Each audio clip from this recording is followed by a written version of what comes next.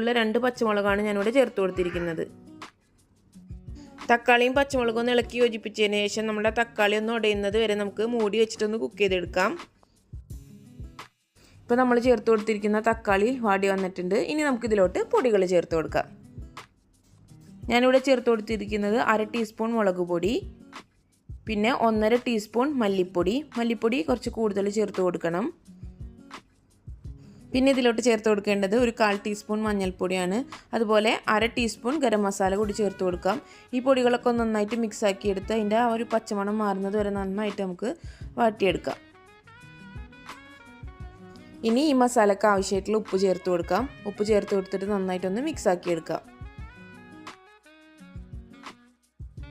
മസാലപ്പൊടികളും അതുപോലെ ഉപ്പൊക്കെ ചേർത്ത് നന്നായി മിക്സ് ആക്കി എടുത്തതിന് ശേഷം ഇതിലോട്ട് ഒരു 2 ടേബിൾ സ്പൂൺ വെള്ളം ചേർത്ത് കൊടുക്കാം. ഈ മസാല ഡ്രൈ ആയി പോകാതിരിക്കാനാണ് നമ്മളിതുപോലെ വെള്ളം ചേർത്ത് കൊടുക്കുന്നത്.